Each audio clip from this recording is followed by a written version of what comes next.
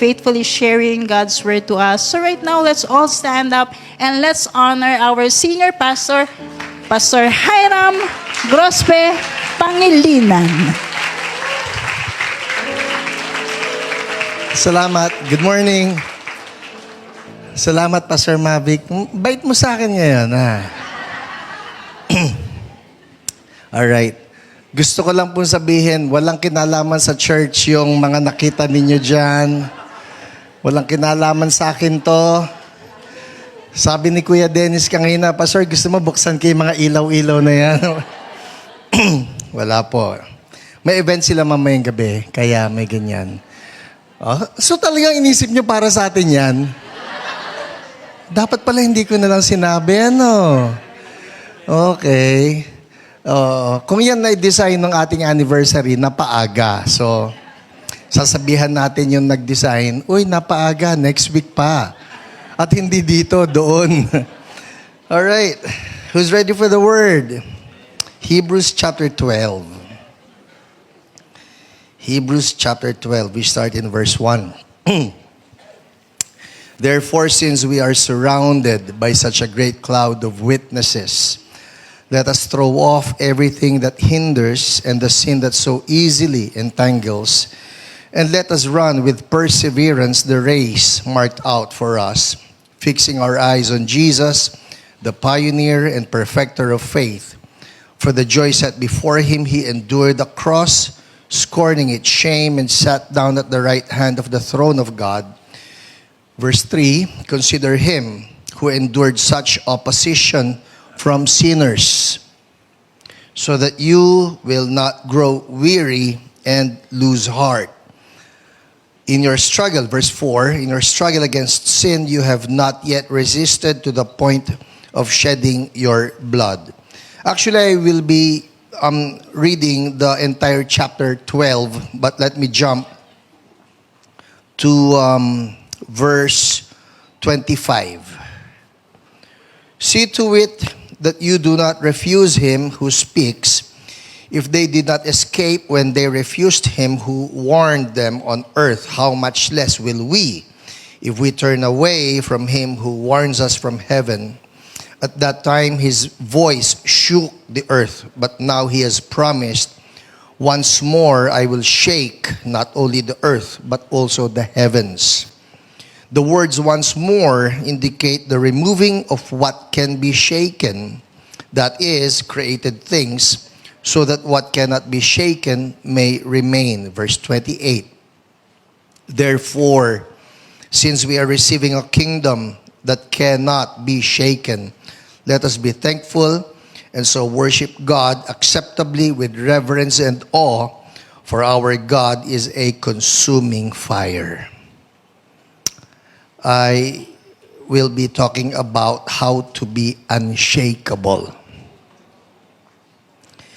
We know that there's going to be, and actually now is, happening a great shaking. It's a great shaking that's been prophesied in the Bible, that in the last days there will be a great shaking, and everything that's transpiring right now worldwide is part of the great shaking. I don't want any believer, particularly the CSB people whom God has placed under our care, to be shaken. Sabi mo yung katabi mo, ikaw unshakable. So let's pray. Lord, we thank you for your word, that it has given us advance notice of the great shaking before the end comes. And Lord, it is our prayer that we will be counted as among those who will not be shaken. By your grace and by faith, we receive your word today that we are among those who will not be shaken. Thank you, Lord. Speak to us, Holy Spirit. In Jesus' name, amen, amen. Like what I said, we will be looking at the entire chapter 12 kasi po dito makikita natin several lessons that the writer of Hebrews gave to the believers that he was writing to, so that they will be among those people who will not be shaken. Now take note, this is chapter 12.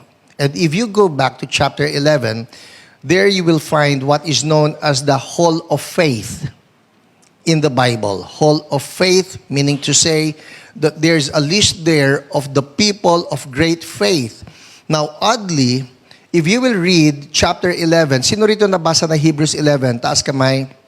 Have you noticed that in chapter 11, you will see some great names of people who actually witnessed the power of God, actually witnessed signs and wonders, actually witnessed the dividing of sea, all of those stuff. But towards the end of chapter 11, you will see that included in the list would be those people who died for their faith. Kung ako tatanungin nyo, gusto ko ako yung kasama doon sa former. I mean, the first group.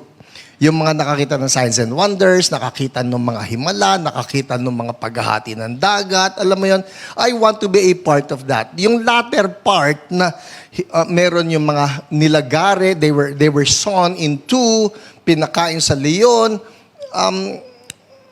Ayoko yata nun. Papipiling ko kayo, sino gusto sa group 1? Taas kamay. Okay, hanga ako sa inyo. Group 2 kayong lahat, ha? Alright, ulitin natin. Sino gusto sa group 1? Taas kamay. Diba? Group 2. Walang group 3 eh. Alright, dalawa lang yan. Yung mga naka-witness ng mga matitindi, ng mga himala, at yung mga na-martyr. Anyway, looking at that list, it tells us now that if we are to be considered faithful, we will also go through some form of shaking. And the good thing about this particular chapter is that it gives us some lessons on how we will not be shaken. So let's begin. In verse 1, sabi rito, therefore, since we're surrounded by such a great cloud of witnesses, the witnesses being the ones in chapter 11, let us throw off everything that hinders and the sin that so easily entangles. Let us run with perseverance the race marked out for us, fixing our eyes on Jesus. Everybody say, Jesus. The pioneer and perfecter of our faith. For the joy set before him, he endured the cross, scorning its shame, and sat down at the right hand of the throne of God. Verse 3, consider him. Everybody say, consider him. All right? Consider Jesus. Consider Jesus who endured such opposition from sinners so that you will not grow weary and lose heart. How to be unshakable? Number 1 is this. Consider Jesus. Meaning to say, think of him. Look to him. Focus on him. Why? Because Jesus, even though he was persecuted, even though he was opposed by people, even though he was mocked, even though he was beaten, even though he was crucified, says here, consider him who endured such opposition from sinners. Consider him.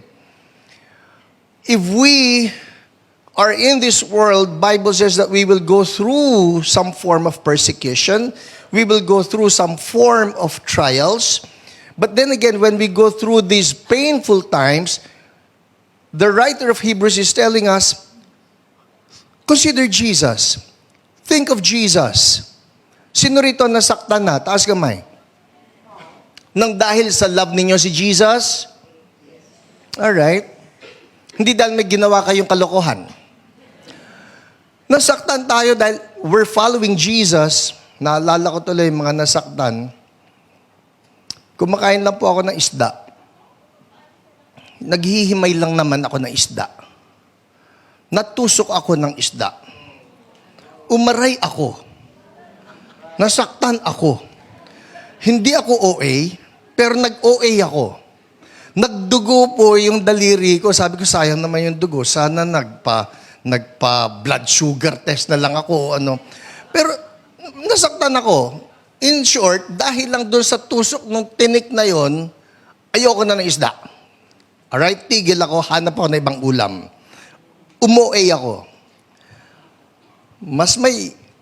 Hindi naman mas may OA, pero may naalala akong iba pa na natinik. huwag ka maingay. Pero meron po akong anak na natinik. Nung natinik siya, sakit na sakit siya. Sa sobrang sakit, umiiyak siya. So, hinanapan namin ng solusyon. Alam mo yung solusyon, pagka natinik, bigyan mo ng saging. Tapos, ilunok mo ng buo. Di ba? Dahil ang sabi lang, sasabit na yung tinik sa saging. Nakain na yung saging, naubos na hindi natanggal eh. So, paano na ito? Well, the story goes, dinala po namin yung anak namin na ito sa ospital. Of all hospitals, sabi ko nga, ayokong pumunta sa ospital na malaki ang bayad. Sabi ko, sa government hospital tayo. We went to East Ave. Okay, punta kami sa emergency. Emergency. Pagdating namin sa emergency, di syempre tatanungin, ano pong sakit? Ano pong nangyari? Natinik po. E di nandun kami. May inassign na doktor. Tinitingnan. Maya-maya nagdaratingan na emergency po. Who has been to the emergency room ng East Avenue? I'm telling you, ang nakita po namin doon, meron yung sinaksak, duguan, meron yung patay, meron yung malala. Karaniwan doon kapag ipinasok ang pasyente, may kasamang pulis. Alright? Tapos, tatanungin kami ng mga tao, ano pong nangyari sa pasyente? Natinik po. Parang nakakahiya. Na meron naghihingalo, meron sinaksak, meron Anyway, eto na. Di hinahanap yung tinik. Fina-flashlight yung loob. Fina-flashlight. Hindi makita eh. Nagtawag yung doktor ng kapwa niya doktor. Nagtulungan sila. Hindi magawa eh. I'm not kidding you. 6 na doktor ang nagtulong-tulong. Para doon sa tinik na yon. Na parang gusto mong sabihin, Dok, pwede pong bawasan nyo na, puntahan nyo na lang yung nasaksak. Puntahan nyo. Tinik lang po ito. Pero hindi ko masabi, anak ko ito eh. Na parang, thank you, 6 kayo. Naalala ko pa yung humawak ng bimpo para mahawakan yung dila. So may bimpo, panghawak doon sa dila, hindi hilang ganyan. Wala po talaga eh. Sabi namin, subukan mo nga. Wala na po.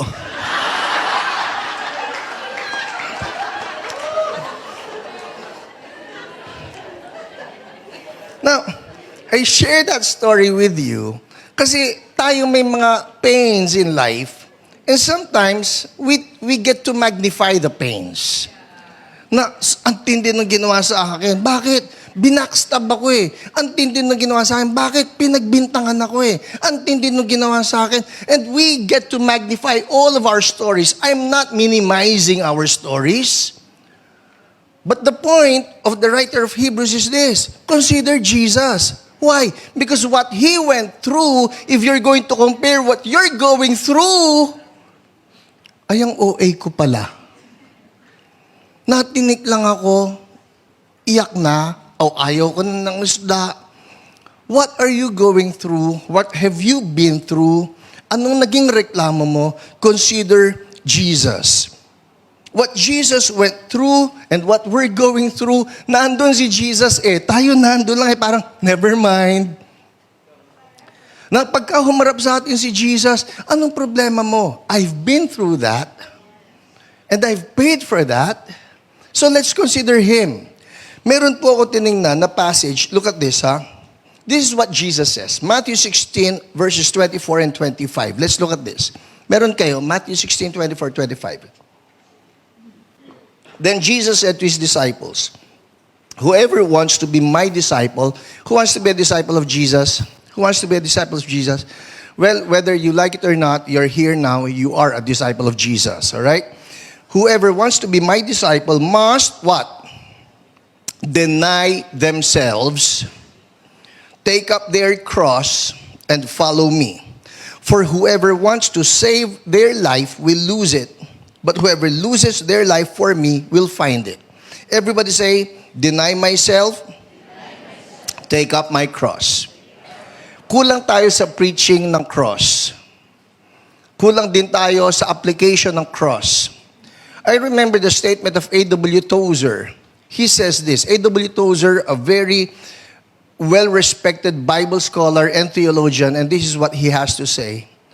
Sabi niya, nobody has ever faced the cross and survived. Nobody wins over the cross. Anybody who faces the cross dies. So when Jesus calls us, you want to be my disciple, you want to be my follower, you deny yourself, you take up the cross. It cannot be both ways. Like, I still have myself, and yes, I'm taking the cross. Only one will survive. Take your pick. Is it going to be yourself, or is it going to be the cross that will kill the self? You want to be unshakable? Consider Jesus. Jesus, He took up the cross, and it is something that we as believers, we tend to refuse. We tend to resist. Ayokong mamatay sa mga gusto ko. Ayokong mamatay sa mga hilig ko. But Jesus is telling us, you want to be unshakable? Consider what I've been through. I've been to the cross. So, if there will be times when we go through some form of pains, consider Jesus. In verse 4, it actually says this, in your struggle against sin, you have not yet resisted to the point of shedding your blood. Meron na ba rito na hack? Hindi yung hack sa computer, alright? Na kutsilyo dahil love mo si Jesus, pinagbabato dahil love mo si Jesus, nakulong dahil love mo si Jesus. In our struggle against sin, we have not yet resisted to the point of shedding our blood.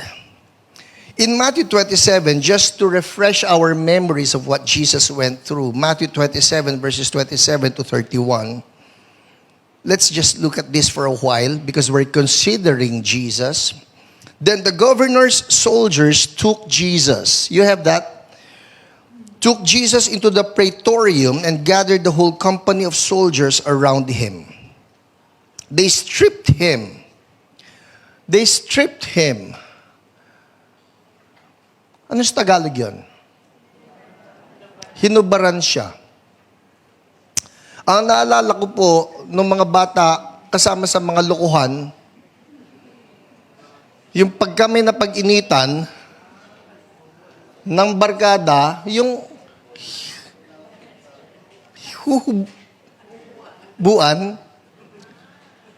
ewan ko kung ganun bang kanoti yung mga childhood days nyo. Kasi kami ganun, yung sila, yung mga, ewan ko yung mga kaibigan ko, ba't ganun? Pero yung kapag ka merong nakurso na dahang pag-initan, sorry na lang, yung naglalakad, bigla mong hihilayin sa lawal na ganyan. And of course, it is something that's really traumatic for them. Hindi ako magpapataas ng kamay dito kung may ginanon sa atin, okay? Lahat tayo rito mga mature adults. Walang problema sa atin na. But they did that to Jesus. And he was already an adult. They stripped him and put a scarlet robe on him, and then twisted together a crown of thorns and set it on his head. Yung crown of thorns po na ito, I was able to visit one of those parang mga memorabilia stores sa Israel. Kung di ako nagkakamali, nakasalubong ka namin, Kuya James, you were with another group, papalabas na kayo, papasok kami. So I was there, I was just waiting for some other people in the group na nagbibilihan sila. Ako nakaupo ron. I'm not really fond of going around stores. Pero doon sa kinauupuan ko, nakasampay doon, crown of thorns. Sabi ko, ito pala yon. And so I was able to look at it and then ask permission. Can I touch this? Can I hold this? And the one at the store told me, go ahead, but be careful. It's really sharp. And she was not kidding. Pagkahawak ko po, it's like razor sharp. Na maganon ka lang ng konti nung thorn na yon, hindi, the rose thorns, they don't compare. Talagang very sharp. Ano ka kaagad? Sugat ka kaagad. They set that on his head. Yung mga napapanood kong pelikula, madaya. They set the thorns, pero yung mga nasa loob na thorns, ginunting. So you just see the ones that are sticking out, yung nasa labas. Pero yung nasa loob, hindi. And sometimes they tell me that those thorns can actually grow up to 2 inches long. Let's continue on.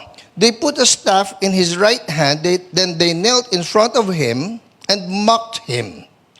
"Hail, King of the Jews," they said. They spit on him, they took the staff. This is the part that just caught my attention. Imagine Jesus wearing the crown of thorns, very sharp thorns, possibly even as long as 2 inches. And it says here, they spit on him, and they took the staff and struck him on the head. Again and again.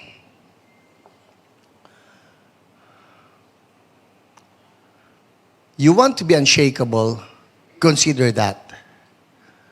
Jesus offered no resistance. I don't read of any word such as ouch in the Gospels. Like a sheep that was led to the slaughter, he kept his mouth shut. How to be unshakable? Consider Jesus. So whatever pain it is that you may be going through, that you may go through in the future, consider Jesus. Jesus, who endured such opposition, for the joy set before him, he endured everything, scorning its shame, and sat down at the right hand of the throne of God. So why did Jesus endure all those? Because he knew there will be the reward afterwards. So I just want to tell you, pag may pinagdaraanan kayo, may reward pa rin yan, because our God is a God who knows how to reward. Amen? Who likes that word? May reward tayo eh. And sometimes we get to forget, hindi bale, si Lord ang magre-reward naman sa atin. Secondly, let's move on. How to be unshakable, verse 5. And have you completely forgotten this word of encouragement? Everybody say, word of encouragement. Who loves words of encouragement? Words of encouragement. All right, I'll present you some words of encouragement. Have you completely forgotten this word of encouragement that addresses you as a father addresses his son? Oh, sarap naman. It says, all right, here's the word of encouragement. My son, do not make light of the Lord's discipline, and do not lose heart when he rebukes you, because the Lord disciplines the one he loves, and he chastens everyone he accepts as his son. All right? So be encouraged, because God is disciplining you. Encouraging?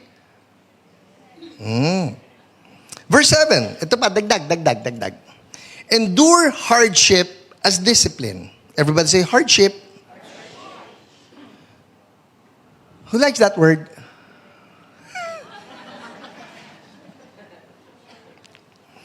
Endure hardship as discipline. God is treating you as His children. For what children are not disciplined by their father? Sino rito nakakita na ng batang makulit? Huwag kayong titingin sa kung kaninong tao, ha? Pero nakakita na ba kayo ng batang makulit na minsan gusto nyo makialam? Kung ako ng tatay nito, tatamaan to eh. Pero hindi mo magawa. Bakit? Hindi mo anak yan eh. Gets? Hindi mo pwedeng pakialaman ng anak ng iba. Ngayon, ito yun eh. Si Lord nakikialam sa atin. Bakit? Anak niya tayo eh. So we should be thankful na nakikialam si Lord sa atin. Tama? Oh, I actually heard somebody who was just so, what's the word for it? Envious of one of our kids. Kasi yung kaklase niya, lahat na nang gawin na kalokohan at lahat na nang gawin na panggugulo sa school, he actually never got the attention of his dad and he was never disciplined. Nagsabi siya sa anak namin, buti pa kayo napapagalitan. Ako hindi. So, ang ginagawa niya ngayon, nanggugulo siya, gusto niya na mapatawag yung mga magulang niya sa school. Para sa ganon, ma-discipline siya ng magulang niya. And somehow, he will feel like he's a legit son. But the dad never came. Well, here's God, and He's telling us, you know what? You're my legit son. You're my legit daughter. You're my legit child. Tell the person next to you, you're God's legit child. And that will explain why there are occasions wherein He gets to discipline us. And that's number 2. How to be unshakable, consider God's discipline. That if God is going to be disciplining us, don't backslide. Ayoko na. Bakit? Kasi si Lord, pinalo ako. Don't give up on your faith. Don't give up on church. Don't give up on fellowship. Don't give up on the Bible. Don't give up on praying. Just because you're not having your way with God. Ayoko na dyan sa Christianity na yan. KJ si Lord. Hindi po siya KJ. He wants the best for us, which is why He will discipline us. Ito yun eh. Sinabi sa verse 7, endure hardship. Everybody say hardship. Endure hardship as discipline. Who among us here, sometimes we go through some hardships. Yung mas gusto ko sana lahat easy-easy. Sino rito gusto easy-easy lahat? Ang problema nito, pagka easy-easy ang buhay natin, hindi tayo disciplined. Because everything is just being handed to us on a silver platter. You don't have to work hard for anything. Wala kang disiplina sa buhay. Guess what? You're not headed anywhere. It takes some discipline for a person to know that he is actually being directed correctly by the parent. Sino sa inyo tinuruan dito na magplantsa ng magulang? Taas kamay. Natuto naman. Guess what? Because eventually, mawawala rin kayo sa poder ng magulang nyo. May katulong kami, pastor, no? Sorry naman. Pero, if we're going to grow up in life, we need some disciplines. Alright? I remember this one guy, the name is Jocko Willink. Sino sa inyo may kilala kay Jocko Willink? You can sometimes see him, no? He's an author, he's a podcaster, he's a retired U.S. Navy officer who served in the Navy SEALs and is a former member of SEAL Team 3. This is what he says. Discipline is far more important than motivation. Motivation is a fleeting feeling that comes and goes, while discipline is a decision that stays, ensuring progress even when unmotivated. Ako mag-exercise pag may motivation na ako. That's the problem. Sometimes the motivation never comes. Motivation might get you started, but discipline is what keeps you going. There is no easy way, he says. There's only hard work, late nights, early mornings, practice, rehearsal, repetition, study, sweat, blood, toil, frustration, and discipline. That's it. When things are going bad, don't get all bummed out, don't get startled, don't get frustrated. Everybody say discipline. Ngayon, tayo na mga believers, alright, there's a shaking that's happening and there's some more shaking that will be happening in the future. What will be the disciplines that we need to have ourselves practice? We all know the disciplines. We read our Bibles. We pray. We fellowship. We connect. We read our Bibles. We pray. We fellowship. We connect. Kasi minsan, Pastor, hindi naman enjoy eh. Hindi po lahat ng bagay sa buhay ine-enjoy. There are things in life wherein you just have to endure them because it's part of our discipline. I will admit to you, I have my journal.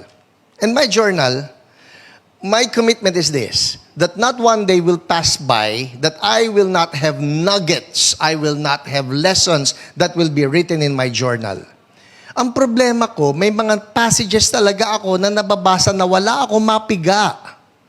Wala akong mapiga. But I stay right there. I stay right there. Kinakailangan may mapiga. Lord, you have to speak to me somehow through these obscure verses that I don't even understand. But I will not leave those verses, those passages, until I get some from God. It's part of the discipline. And if I will not go through those, it's like this ayoko na, wala naman ako mapiga. And sometimes it happens that way. Next thing you know, you're not reading your Bible anymore. Next thing you know, you're not praying anymore. Next thing you know, you're not attending fellowship anymore. Okay na ako sa bahay. And next thing you know, you have backslidden. You have been shaken off. But what we want is that we be unshakable. And amen. Speaking of the disciplines, alam ninyo yung 46 years old na boksingero nag-retire ng matagal tapos gustong bumalik ng pagboboxing. Have you heard of that guy? I'm speaking of Manny Pacquiao. Yeah, the guy is 46 years old. He has just been inducted into the Boxing Hall of Fame last week. I mean, you ask me, the guy is a billionaire. He's in the Hall of Fame. He has got life made. Bakit lalaban pa? Ito yun So, in-interview si Ricky Hatton. You know Ricky Hatton? Yung dati rin na champion na nakalaban niya, pagkatapos second round, nakatanggap ng left hook to log. That actually sent Ricky Hatton to retirement. That fight. So, in-interview si Ricky Hatton. Sabi kay Ricky Hatton, what can you say about Manny Pacquiao coming back to box again? Then, dami niya sinabi. Ako, maski ano yung sinabi niya, I'm just looking at him, si Ricky Hatton po, lumobo na. Lumaki na. Pagka sinabi ko lumobo, like, the fitness is not there anymore. And I'm looking at Manny Pacquiao like, he still looks like he's in his prime. What's the difference? Discipline. Now, you apply that to our spiritual disciplines. It's something that we may not enjoy, not all the time, but we still do it. First thing in the morning, you read your Bible, you still spend time with God, you still sing to the Lord. Sino rito kinakantahan niyo pa si Lord? Hindi yung dito dito pag nagpakanta na si Marlo ng, alam mo yun, talagang kakanta ka But what if you're all alone with the Lord? Do you still sing to Him? It's part of the disciplines. Of course, the difference would be, it's some discipline that we get to love because we're doing it for the one that we love. Amen? So nakakadalawa na tayo. How to be unshakable? What's number 1? Consider Jesus. Number 2, consider God's discipline. He disciplines those He loves. And He has given us our own disciplines. Basically, He's telling us, oh Hiram, itong gagawin mo gagawin mo yan. Be faithful with this, be faithful with this, be faithful with this. Lord, there are occasions, honestly, there are occasions when I don't feel like doing them. but I need to do them if I am to be unshakable when that time comes. Ang mahirap ay kung hindi ka dumadaan sa mga disciplines mo and then the hard times come, next thing you know, ayaw na. 1 Corinthians chapter 9, verse 27. Let's look at this. This is what the Apostle Paul says. I want you to read this with me. 1 Corinthians chapter 9, verse 27. Sabihin nyo kung nandiyan na. Ready? Read. No, I strike a blow to my body and what? Make it my slave, so that after I have preached to others, I myself will not be disqualified for the prize. What is he doing here? He's telling his body, you will not be the boss here. Flesh, you will not be the boss here. I strike a blow to my body. Don't take this literally, all right? Huwag niyo suntukin sarili niyo. But what he's saying here is this. Body or flesh or whatever the desires of the flesh are that are contrary to the will of God, body, hindi ko masusunod. Hindi ko masusunod. Gusto ng body mo magreklamo. Gusto ng body mo na magtamad-tamaran. Gusto ng body mo na mag-aalit. Gusto ng body mo na maging lustful or whatever the fleshly desires are. And the Apostle Paul is telling the body, no, you're dead. I beat my body to submission. That's how some other versions say it. I beat my body, make it my slave.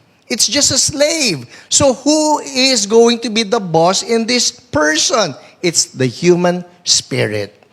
Because the human spirit is the one that is in touch with God. Amen?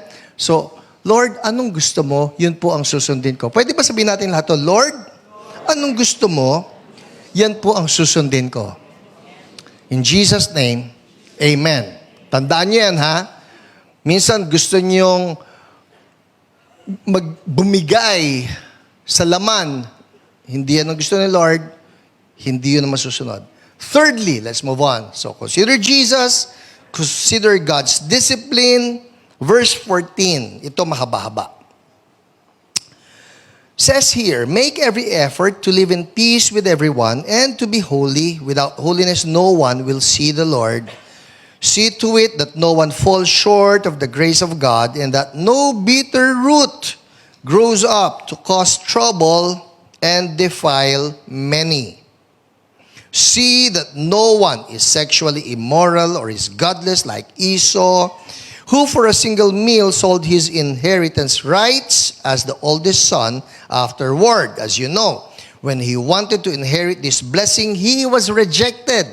Even though he sought the blessing with tears, he could not change what he had done. Number 3, consider your fellowship. Consider your fellowship. What about fellowship? Ang sabi kasi rito, make every effort to live in peace with everyone and to be holy. That's good. Without holiness, no one will see the Lord. And then it says in verse 15, see to it that no one falls short of the grace of God and that no bitter root, everybody say bitter root. No bitter root grows up to cause trouble and defile many. See that no one is sexually immoral or is godless, etc., etc. The point being, it matters who you fellowship with, who you spend time with. Says here, see to it that there's no bitter root. Bakit? Ano ron nangyayari? If you're with someone who is bitter, says here, it grows up and it causes trouble and defiles many. Everybody say, defile. Yun ang problema. You want to be unshakable, you make sure that you are fellowshipping with people who will not defile you. Now, this does not have to be something physical na kasama mo, yung taong ito.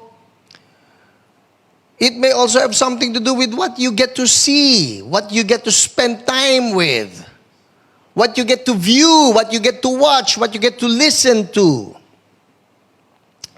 Kami po, nung start of the pandemic, if I'm not mistaken, start of the lockdown, Alam niyo, nauso sa mga tao noon yung binging sa Netflix.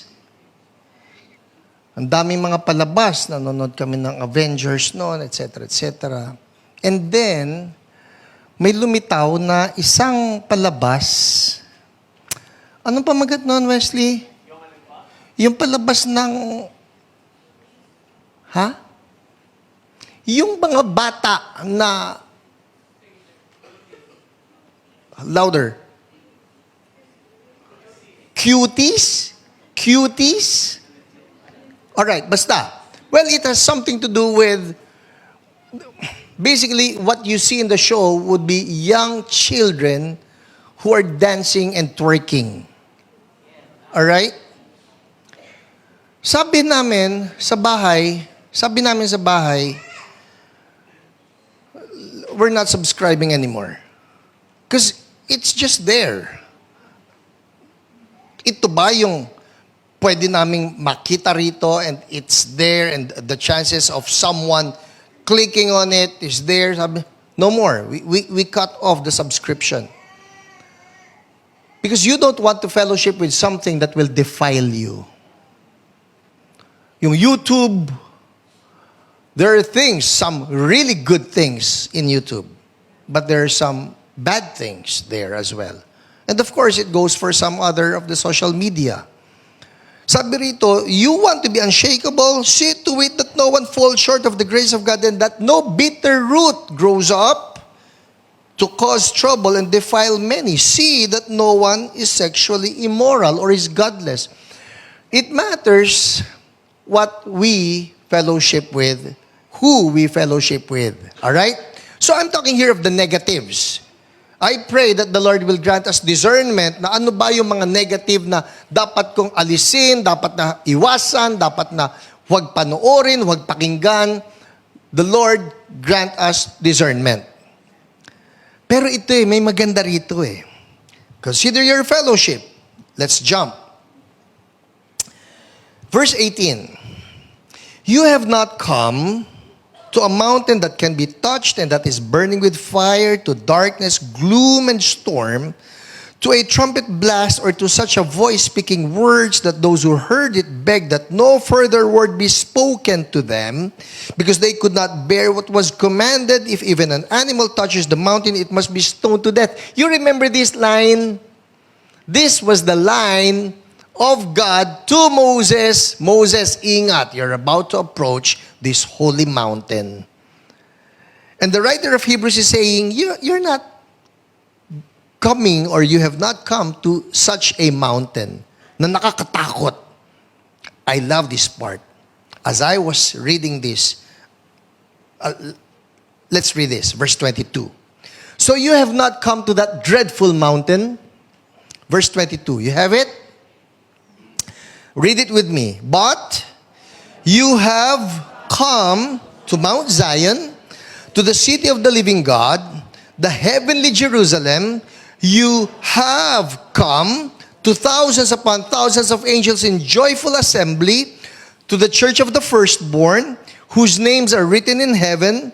You have come to God, the judge of all, to the spirits of the righteous made perfect, to Jesus, the mediator of a new covenant, and to the sprinkled blood that speaks a better word than the blood of Abel. What struck me here? All right, everybody say, I have come. Tanong, mangyayari pa lang o nangyari na at kasalukuyang nangyayari? It's presently happening. Tama? It has happened. It's presently happening. What? I have come. Now, baguhin natin to.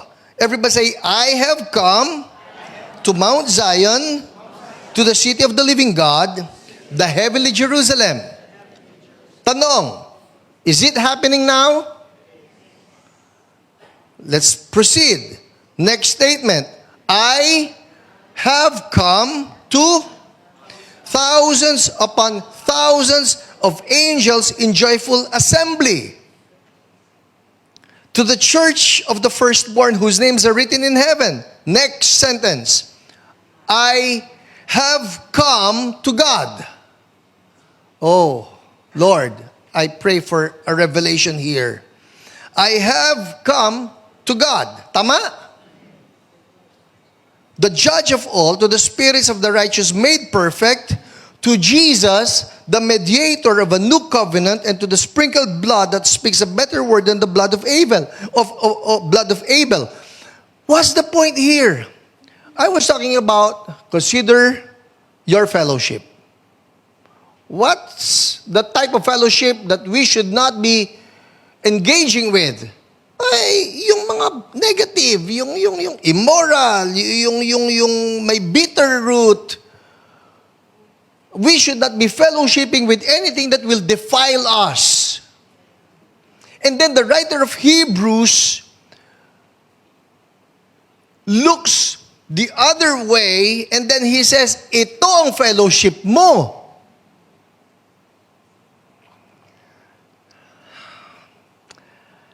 As I was reading this, I was trying to understand it in such a way as to convince myself, am I reading it correctly? Because it does not say, you will eventually come. It does not say that you will eventually come to Mount Zion, to the city of the living God. You will eventually come to thousands upon thousands of angels in joyful assembly. It says you have come. Unknown to us. Oh, I pray that there be understanding and that there be revelation here. Unknown to us, wherever we go, we are in that good fellowship of Mount Zion. Wherever we go, whatever time it is, you are in joyful fellowship with thousands upon thousands of angels in joyful assembly. You're there already.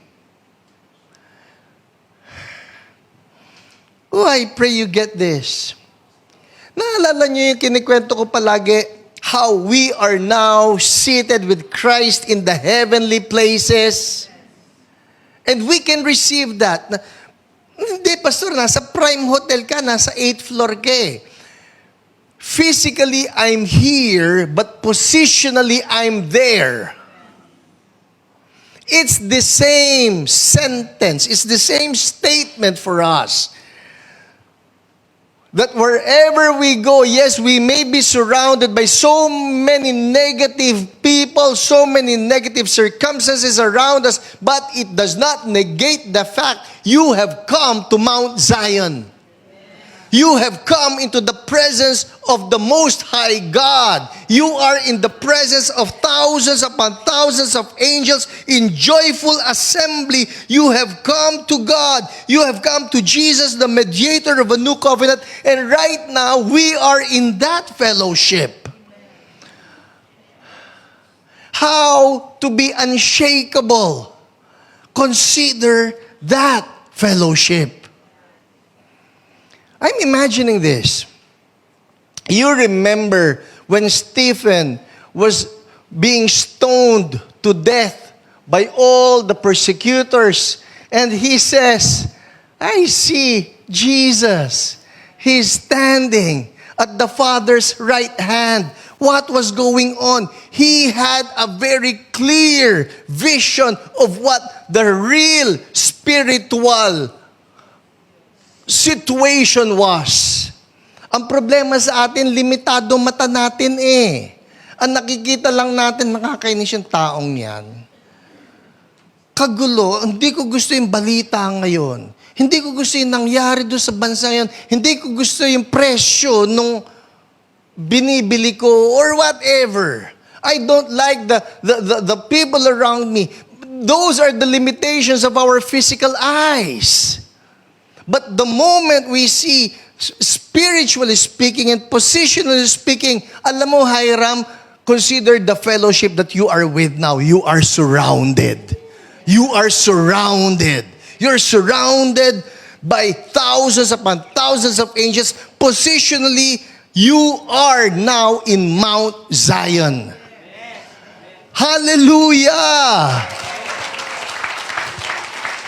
And just like that, whatever negativities that may surround you, if only you're able to see things the way the Bible describes them, this is your position. Tinignan ko iba-ibang versions eh. Pare-pareho po eh. Hindi sinasabi that this is something futuristic. It is something that we are in now because we are believers in Jesus Christ. Hallelujah. Which is why even when the shaking is happening, you can always go back to that. Ay, ang mga ka-fellowship ko malulupit eh. Ang mga ka-fellowship ko, thousands upon thousands of angels. Ang mga ka-fellowship ko, the church of the firstborn, whose names are written in heaven. Ang ka-fellowship ko, si God mismo. Ang ka-fellowship ko, si Jesus, the mediator of a new covenant. Consider that fellowship. Amen? So those are three things here that we need to consider. Whatever shaking that may happen, whatever problem that may arise, Lord, allow that I will consider you, Jesus, always. I will look to you, the sufferings that you went through, because you were able to overcome them, I can overcome them too.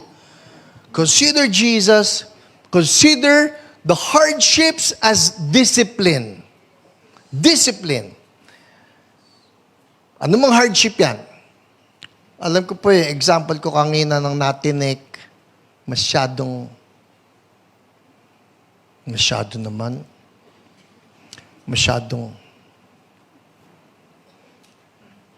maarte.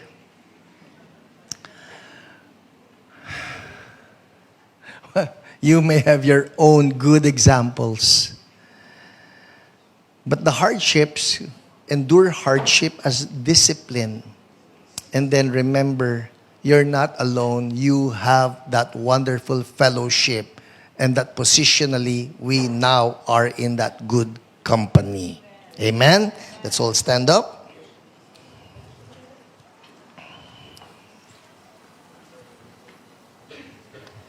Sabihin mo yung katabi mo, don't be shaken.